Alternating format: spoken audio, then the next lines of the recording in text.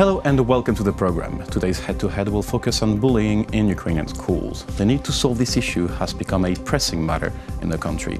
Now, to deal with that problem, the President of Ukraine, Petro, Poroshenko, recently signed a law on the introduction of administrative penalties for bullying during the educational process. To talk more about this, we welcome to the studio Kateryna Levchenko. She's a government commissioner for gender equality policy. Hello, and thank you for joining us. Hello. So, first question. How has the situation changed during last year in 2018? What are the numbers of bullying? Has it become like a more serious problem? Can you tell us more about it? Okay, it's very important questions, of course, and I have to admit that unfortunately we do not have statistics about all bullying cases, because bullying as a crime or as offense wasn't indicated in Ukrainian legislation before the new changes in Ukrainian law. And we just can tell about some figures from different sociological researches, which were organized by different non-governmental or international organizations here in Ukraine, in different regions of Ukraine. They used different methodology, and that is why we also have quite different figures about children who suffered from bullying. From bullying.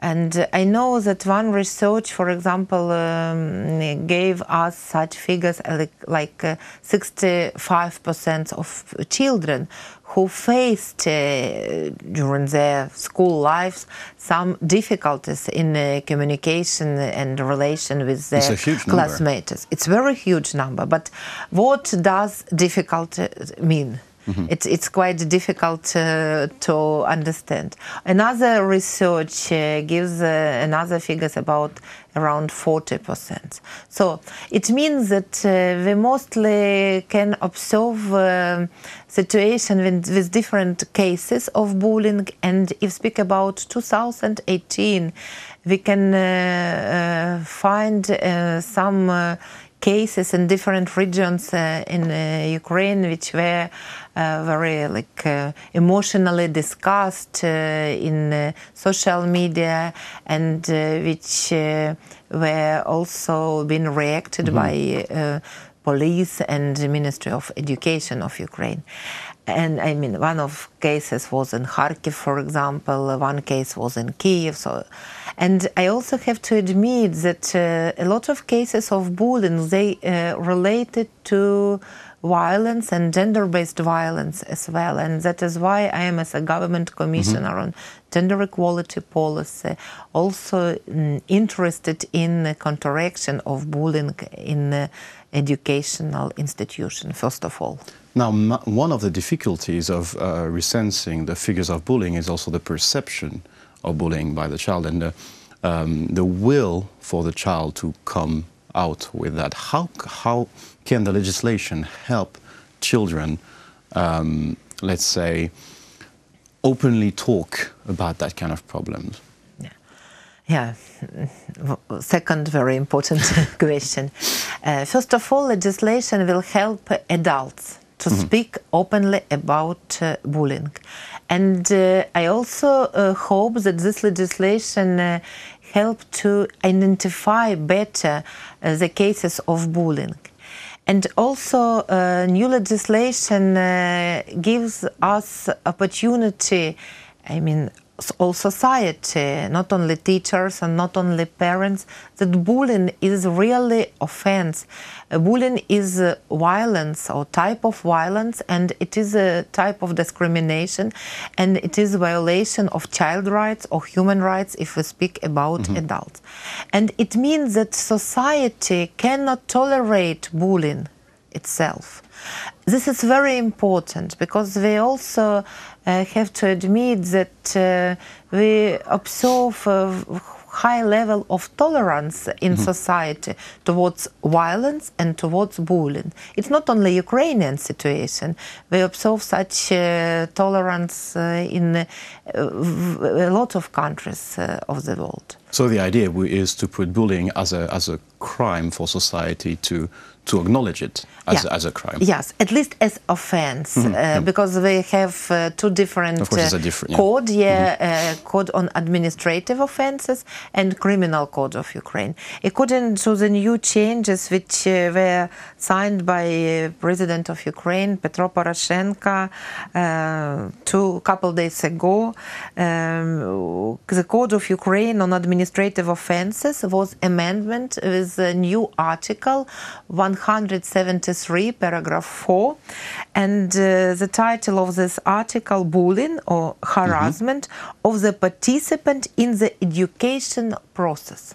So it means that we mostly speak about children who are students or pupils and children in schools, in colleges and lyceum, but as well about adults, because when we speak about educational process, according to definition of another law on education, we can list it the different types of participants of education process. Which brings me to my next question. These anti-bullying law also focus, as you said, on the educational principal actors, and it also entail these people with fine and penalties when it's not reported. Why doing that? Why choosing to fine people who don't report that to help them report? Yeah, if speak about liability in accordance with new changes, a principal of the educational institution who has failed to report facts of bullying to the national police may face sanctions envisaged by the Code of Ukraine on administrative offenses, a fine from 50 till 100 minimum individual incomes, or corrective works for the period of up to 1 month, with the dedication of up to 20% of salary.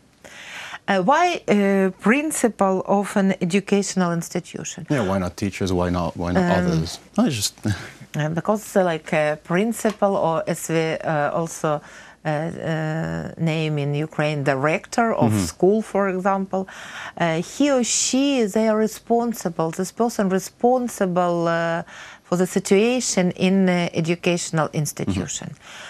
Of course, it's better to ask authors of this legislation about their logic, why just principals of the educational institution can be put under such sanctions. But nevertheless, according to my opinion, it's very important, because bullying, it's very often can be quite open phenomena in educational institutions. And a lot of people can know about such cases. And on the other hand, there can be no reaction. If they choose to ignore, they choose to turn a blind eye to this. Tolerate, exactly. To keep silence, just ignore, as you mentioned. And of course, the role of principal in educational institution is very important, because it's necessary to create a friendly society, friendly environment towards children and towards teachers and parents of such of these institutions. Because if we look at definition of the participants of educational process, participants of such process are not only children, not only pupils. We also can tell about teachers or lecturers. We also can tell about parents and other individuals who involved in the educational process. And who are going to be the models of these children, of course. So it's some sort of example by virtue, or virtue by example, doing that. Yeah, absolutely right. And bullying, it's not only a relationship between children. It can be also relationship between a teacher and a child, between parents and children as well. Now, let's delve into it. The law identifies typical signs of bullying. What kind of signs are there? Okay. Without being too, too exhaustive, I guess, but like the main ones. Yeah, the law tells us about such important signs of bullying, like systematic, repeated action, which is very important, presence of the different parties like buller or offender, victim of bullying, and observers. Very often, in a lot of cases, we can see such mostly children who can be observers in concrete case of bullying. The next signs, actions or inactions by the offender that result in the inflictions of mental or and physical health of victim. And the last but very important sign, it's like physical harm, humiliation, fear, anxiety, subjections of women to the offender's interest.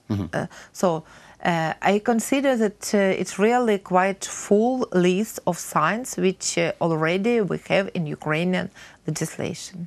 Now, these are for the sign, but what are the most common and frequent kind of discrimination? Like, for example, the UNICEF research in 2017 said that some IDP internal displaced children are more likely to have been exposed to various forms of conflict-related violence and also economic hardship. Does that make them easier targets, and how to make society understand that these people have to be protected from bullying? This question about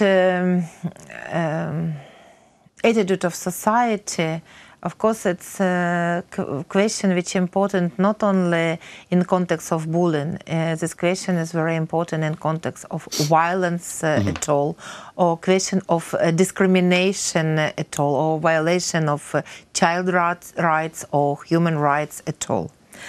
Of course, very important role in making society non-tolerant towards bullying should play all participants of this educational process. Of course, principal and teachers or lecturers, of course, parents, and they have to play a very important role and raise their children in a situation of non-violence and not using violence in educational process and families. Of course, children themselves, because they shouldn't use violence as a form of behavior, which is more easy to talk about than to apply, do. Of course. Yeah, but on the other hand, they also have to understand that it's very important to report about cases of bullying or violence to teachers. And society at all also plays very important role, because, as I mentioned, we observe a very high level of tolerance towards different kind of violence. Now, and to conclude this interview, this law, this bullying law, is one of the first steps, right, to be implemented in fighting bullying. What's next? Is there another legislation? Are there any initiative, from the government to raise awareness about this issue? Are there any kind of initiative like that being put in place? I consider that education and raising awareness are very important steps. And I have to inform that Ministry of Education, together with very big groups of experts and specialists, with support of International Renaissance Foundation, already started to develop special educational course, online course, on how to prevent bullying and how to use like modern educational technology to stop bullying in educational process. I hope this course will be ready soon, and I also involved in the process of preparation of such course. And it's very important that it will be accessible for a lot of people, because authors of this course try to make it very practical and very easy in using and applying. Yeah. So, because you speak about more high level of responsibility or liability, I do not think that it will be too effective way to stop bullying. And I consider that real society has know more about such phenomena and not tolerate it. Thank you for joining us in our studio to talk about this campaign and this legislative law. It was a pleasure to have you today. Thank you. That was Kateryna Levchenko. She's a government commissioner for gender equality policy. Thank you for watching the program and stay tuned for the rest.